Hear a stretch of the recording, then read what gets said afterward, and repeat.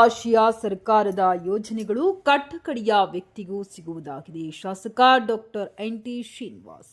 ವಿಜಯನಗರ ಜಿಲ್ಲೆ ಕೂಡ್ಲಿಗಿ ಪಟ್ಟಣದ ಮಹದೇವ ಮೈಲಾರ ಕ್ರೀಡಾಂಗಣದಲ್ಲಿ ತಾಲೂಕು ಆಡಳಿತ ಹಾಗೂ ತಾಲೂಕು ಪಂಚಾಯಿತಿ ಮತ್ತು ಪಟ್ಟಣ ಪಂಚಾಯಿತಿಯ ನೇತೃತ್ವದಲ್ಲಿ ನಡೆದ 77ನೇ ಗಣರಾಜ್ಯೋತ್ಸವ ದಿನಾಚರಣೆಯಂದು ಮಹಾತ್ಮ ಗಾಂಧೀಜಿ ಪವಿತ್ರ ಚಿತಾಭಸ್ಮಕ್ಕೆ ಪುಷ್ಪ ನಮನವನ್ನು ತಹಶೀಲ್ದಾರ್ ಹಾಗೂ ರಾಷ್ಟ್ರೀಯ ಹಬ್ಬಗಳ ಅಧ್ಯಕ್ಷರಾದ ಕುಮಾರಿ ವಿ.ಕೆ. ನೇತ್ರಾವತಿರವರು ಪುಷ್ಪ ನಮನ ಸಲ್ಲಿಸಿ ತೆರೆದ ವಾಹನದಲ್ಲಿ ನೆರೆದಂತಹ ಗೌರವ ವಂದನೆಗಳನ್ನು ಸಲ್ಲಿಸುವುದರೊಂದಿಗೆ ಧ್ವಜಾರೋಹಣ ತಹಶೀಲ್ದಾರ್ ನೆರವೇರಿಸಿದರು. ಈ ಕಾರ್ಯಕ್ರಮದಲ್ಲಿ ಸರ್ಕಾರದ ಆದೇಶದಂತೆ ವೇದಿಕೆಯಲ್ಲಿ ಸರ್ಕಾರಿ ಅಧಿಕಾರಿಗಳಾದ ಕಾರ್ಯನಿರ್ವಾಹಕ ಅಧಿಕಾರಿಗಳಾದ ನರಸಪ್ಪ, ಪೊಲೀಸ್ ಉಪಾಧೀಕ್ಷಕರು, ಉಪವಿಭಾಗ ಮಲ್ಲೇಶ್, ದೊಡ್ಡಮನಿ, ಕ್ಷೇತ್ರ ಶಿಕ್ಷಣಾಧಿಕಾರಿಗಳಾದ ಮೈಲೇಶ್ ಬೇವೂರ್, ಬಿಸಿಎಂ ಇಲಾಖೆಯ ಅಧಿಕಾರಿಗಳಾದ ಶ್ಯಾಮಪ್ಪ, ನೌಕರರ ಅಧ್ಯಕ್ಷರಾದ ವೆಂಕಟೇಶ್, ಗ್ಯಾರಂಟಿ ಯೋಜನೆಗಳ ಅಧ್ಯಕ್ಷರಾದ ಜಿಲಾನ್, ಜೂನಿಯರ್ ಕಾಲೇಜು ಪ್ರಾಂಶುಪಾಲರಾದ ಕೊತ್ತಲಮ್ಮ, ಗಣರಾಜ್ಯೋತ್ಸವದ ಅಂಗವಾಗಿ ಕುರಿತು ಮಾನ್ಯ ಶಾಸಕರಾದ ಎನ್.ಟಿ. ಶ್ರೀನಿವಾಸ್ ರವರು ಭಾರತದ ಸಂವಿಧಾನವು ವಿಶ್ವದ ಅತಿದೊಡ್ಡ ಲಿಖಿತ ಸಂವಿಧಾನವಾಗಿದೆ. ಭಾರತ ದೇಶದ ಪ್ರತಿಯೊಬ್ಬ ವ್ಯಕ್ತಿಗಳು ನಾವೆಲ್ಲರೂ ಭಾರತೀಯರು ಎಂದು ಹೇಳಿಕೊಳ್ಳಲು ಹೆಮ್ಮೆ ಪಡಬೇಕು. ಯಾಕೆಂದರೆ ಬ್ರಿಟಿಷರ ಆಳ್ವಿಕೆಯ ಕಾನೂನುಗಳನ್ನು ಕಿತ್ತೊಗೆದು ನಮ್ಮ ಭಾರತ ದೇಶ ಸ್ವತಂತ್ರ ನಂತರ 1950 ಜನವರಿ 26ರಂದು ನಮ್ಮ ಭಾರತ ದೇಶಕ್ಕೆ ಡಾಕ್ಟರ್ ಬಿ.ಆರ್. ಅಂಬೇಡ್ಕರ್ ಅವರು ನಮ್ಮ ಭಾರತ ದೇಶದಲ್ಲಿ ಅನೇಕ ಜಾತಿಗಳ ಹಾಗೂ ಹಲವು ಧರ್ಮಗಳ ಪ್ರತಿಯೊಬ್ಬ ವ್ಯಕ್ತಿಯು ತಲೆ ಎತ್ತಿ ಬದುಕುವ ಭರವಸೆಯ ಬೆಳಕಿನಲ್ಲಿ ಅವಕಾಶವನ್ನ ಸಂವಿಧಾನ ಎಂಬ ಪವಿತ್ರವಾದಂತಹ ಸಂವಿಧಾನವನ್ನು ನಮ್ಮ ದೇಶಕ್ಕೆ ಡಾಕ್ಟರ್ ಬಿ.ಆರ್. ಅಂಬೇಡ್ಕರ್ ಅವರು ಭಾರತ ದೇಶಕ್ಕೆ ಸರ್ವರಿಗೂ ಸಮಪಾಲು ಎಂಬುದಾಗಿ ಆ ಜಾತಿ, ಆ ಧರ್ಮ, ಈ ಧರ್ಮ ಅಂತ ಕಿತ್ತಾಡುವುದನ್ನ ಬಿಟ್ಟು ಸಮಾಜ ಮತ ವಿಶ್ವಪಥದ ಕಡೆಗೆ ಸಾಗೋಣ, ಹಾಗೆ ಸಂವಿಧಾನದ ಆಶಯವನ್ನ ಎಂಬುದನ್ನು ಅರ್ಥ ಮಾಡಿಕೊಂಡು ಸರ್ಕಾರದ ಸವಲತ್ತುಗಳನ್ನು ಕಟ್ಟಕಡೆಯ ವ್ಯಕ್ತಿಗೂ ಸವಲತ್ತು ಸಿಗಬೇಕು ಎನ್ನುವುದನ್ನು ಸಂವಿಧಾನದ ಆಶಯವಾಗಿದೆ. ಮಾನ್ಯ ಶಾಸಕರಾದ ಎನ್.ಟಿ. ಶ್ರೀನಿವಾಸ್ ಅವರು ನುಡಿದರು. ಹಾಗೆ ಈ ಸಂದರ್ಭದಲ್ಲಿ ಕಾಂಗ್ರೆಸ್ ಸರ್ಕಾರದ 5 ಗ್ಯಾರಂಟಿಗಳಿಂದ ಅನೇಕ ಮಹಿಳೆಯರಿಗೆ ಬಲ ತುಂಬುವ ಶಕ್ತಿ ಹಾಗೂ ತಮ್ಮ ಕುಟುಂಬಗಳಿಗೆ ಆಸರೆಯಾಗುವಂಥ ಉತ್ತಮವಾದಂಥ ಯೋಜನೆಗಳು ಆಗಿದ್ದು, ಮಾನ್ಯ ಮುಖ್ಯಮಂತ್ರಿಗಳಾದ ಸಿದ್ದರಾಮಯ್ಯನವರ ಹಲವು ಯೋಜನೆಗಳು ಬಡವರ ಬದುಕಿಗೆ ಆಸರೆಯಾಗಿದ್ದಾರೆ ಎಂದು ಸರ್ಕಾರದ ಅಭಿವೃದ್ಧಿ ಕೆಲಸಗಳನ್ನು ತಿಳಿಸುತ್ತಾ ಕೂಡ್ಲಿಗಿ ತಾಲೂಕಿನಲ್ಲಿ ವಿವಿಧ ಇಲಾಖೆಗಳಿಂದ ಅನೇಕ ಅಭಿವೃದ್ಧಿ ಮಾಡುತ್ತಿರುವ ಕಾಮಗಾರಿಗಳನ್ನು ತಿಳಿಸಿದರು. ಹಾಗೆ ಗಣರಾಜ್ಯೋತ್ಸವ ಅಂಗವಾಗಿ ವಿವಿಧ ಕಲಾ ಕ್ಷೇತ್ರದಲ್ಲಿ ಸಾಧನೆಗೈದಂಥ ಸಾಧಕರಿಗೆ ಹಾಗೂ ತಾಲೂಕಿನಲ್ಲಿ ಅತಿ ಹೆಚ್ಚು ಅಂಕ ಗಳಿಸಿದ ವಿದ್ಯಾರ್ಥಿಗಳಿಗೆ ಗೌರವಿಸಿ ಸನ್ಮಾನ ಆಡಳಿತ ಮಂಡಳಿಯಿಂದ ಮಾಡಲಾಯಿತು. ವರದಿ ರಾಘವೇಂದ್ರ ಸಾಲುಮನಿ, ಕೂಡ್ಲಿಗಿ.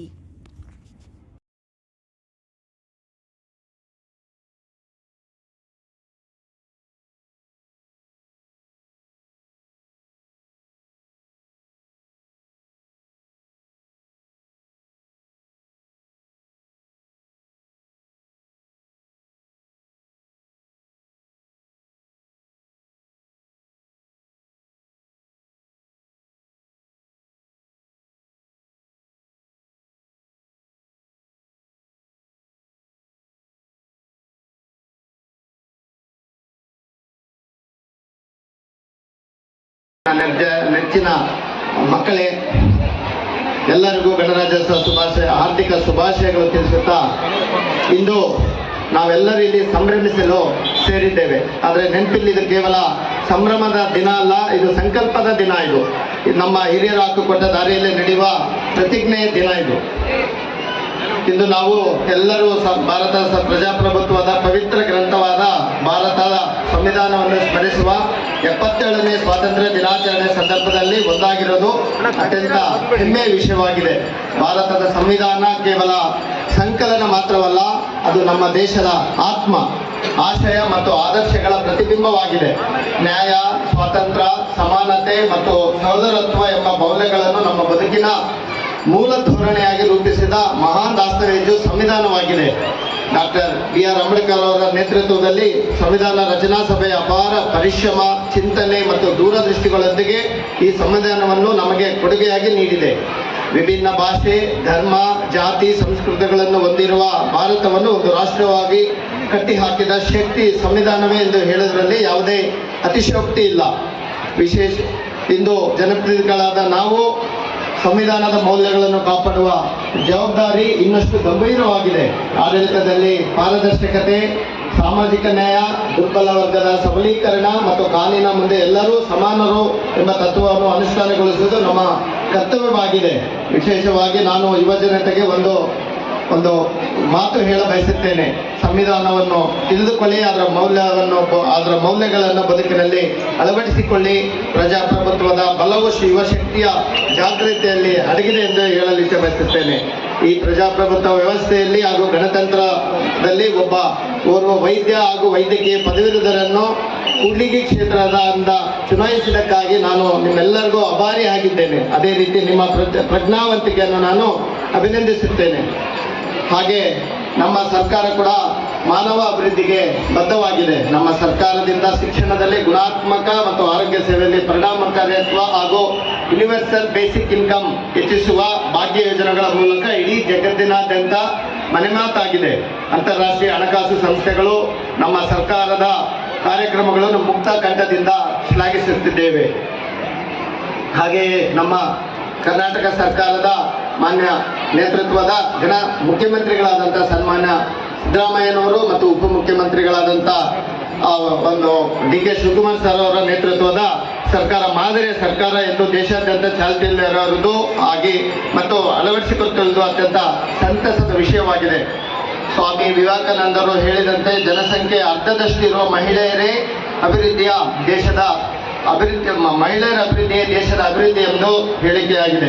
ಈ ನಿಟ್ಟಿನಲ್ಲಿ ನಮ್ಮ ಸರ್ಕಾರವು ಮಹಿಳೆಯರ ಸಬಲೀಕರಣ ಮತ್ತು ಅಭಿವೃದ್ಧಿಗಾಗಿ ಪಂಚ ಗ್ಯಾರಂಟಿಗಳ ಮುಖಾಂತರವಾಗಿ ನಿರಂತರವಾಗಿ ಮುನ್ನಡೆಯುತ್ತಿದೆ. ಇದರ ಫಲವಾಗಿ ಈಗಾಗಲೇ ವಿಶ್ವಸಂಸ್ಥೆಯ ಸುಸ್ಥಿರ ಅಭಿವೃದ್ಧಿ ಗುರಿಗಳಾದ ಬಡತನ ನಿರ್ಮೂಲನಾ, ಶಿಕ್ಷಣ, ಆರೋಗ್ಯ, ಪರಿಸರ ಸಂರಕ್ಷಣೆ, ನೈರ್ಮಲ್ಯೀಕರಣ ಮುಂತಾದವುಗಳ ಆಧಾರದಲ್ಲಿ ಕಾರ್ಯಕ್ರಮಗಳನ್ನು ರೂಪಿಸಿ ಜಾರಿಗೆ ತರುತ್ತಿರುವುದು ಕರ್ನಾಟಕವು ಪ್ರಗತಿಯ ರಾಜ್ಯವಾಗಿ ಹೊರಹೊಮ್ಮುತ್ತಿದೆ. ಮತ್ತು ಇನ್ನು ತಾಲೂಕಿನ ವಿಷಯಕ್ಕೆ ನಾ ಭೂತೋ ನ ಭವಿಷ್ಯತ್ ಎನ್ನುವಂತೆ ಸನ್ಮಾನ ಮುಖ್ಯಮಂತ್ರಿಗಳ ಮತ್ತು ಉಪಮುಖ್ಯಮಂತ್ರಿಗಳ ಸಂಪುಟದ ಅನೇಕ ಸಚಿವರು ನೇತೃತ್ವದಲ್ಲಿ ಸುಮಾರು 1250 ಕೋಟಿಗೂ ಅಧಿಕ ರೂಪಾಯಿಗಳ ಅನುದಾನದ ಕಾಮಗಾರಿಗಳನ್ನು ಹಾಗೂ ತುಂಗಭದ್ರಾ ನದಿಯಿಂದ ಕೆರೆಗಳಿಗೆ ನೀರುಣಿಸುವ ಯೋಜನೆಗೆ ಚಾಲನೆ ನೀಡಿದ್ದು ಕೂಡ್ಲಿಗಿ ತಾಲೂಕಿನ ಐತಿಹಾಸಿಕ ಕ್ಷಣವಾಗಿದೆ.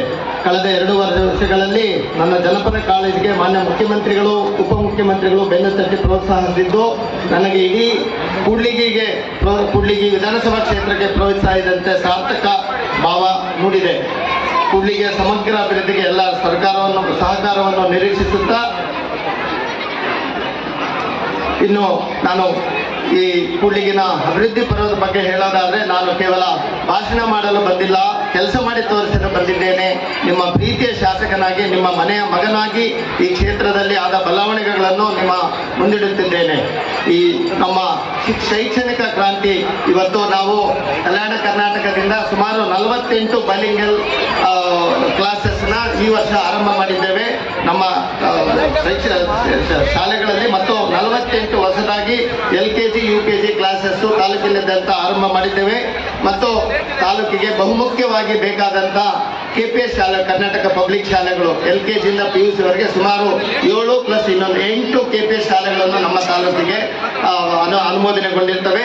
ಮತ್ತು SSLC ಮಕ್ಕಳಿಗೆ ಪ್ರೋತ್ಸಾಹಕ್ಕೋಸ್ಕರ ಟಾಪರ್ಸ್ಗೆ 50,000 ಪ್ರೋತ್ಸಾಹಧನವನ್ನು ಕೊಡಲು ನಾವು ಯೋಚನೆ ಮಾಡಿದ್ದೇವೆ. ಅದೇ ರೀತಿ ಆಸ್ಪತ್ರೆಗಳಲ್ಲಿ ಕೂಡ ನಾನು ಆರೋಗ್ಯ ದೃಷ್ಟಿಯಿಂದ ನಮ್ಮ ಆಸ್ಪತ್ರೆ, ಈಗ ನಮ್ಮ ಜಿಲ್ಲಾಸ್ಪತ್ರೆ ಮತ್ತು ನಮ್ಮ ತಾಲೂಕಿನ ತಾಯಿ ಮಕ್ಕಳ ವಿಭಾಗ 100ರಿಂದ 150 ಬೆಡ್ಗೆ ಹೆಚ್ಚಿಸಿರುವಂಥ ಆಸ್ಪತ್ರೆ ಇದೇ ಹಂಪಿ ಉತ್ಸವ ಫೆಬ್ರವರಿ 13, 14, 15ರಂದು ಮಾನ್ಯ ಮುಖ್ಯಮಂತ್ರಿಗಳು, ಜನಮುಖ್ಯಮಂತ್ರಿಗಳ ಮತ್ತು ಆರೋಗ್ಯ ಸಚಿವರ ನೇತೃತ್ವದಲ್ಲಿ ನಮ್ಮ ಜಿಲ್ಲಾಸ್ಪತ್ರೆ ಲೋಕಾರ್ಪಣೆಗೊಳ್ಳಲಿದೆ. ಅದೇ ರೀತಿ ನಮ್ಮ ತಾಲೂಕಿನ ಆಸ್ಪತ್ರೆ 100ರಿಂದ 150 ಬೆಡ್ ತಾಯಿ ಮಕ್ಕಳ ವಿಭಾಗ ಅವತ್ತೇ ಶಂಕುಸ್ಥಾಪನೆಗೊಳ್ಳಲಿದೆ ಅಂತ ಹೇಳೋದಕ್ಕೆ ಬಹಳ ಹೆಮ್ಮೆ ಆಗ್ತಾ ಇದೆ ನನಗೆ.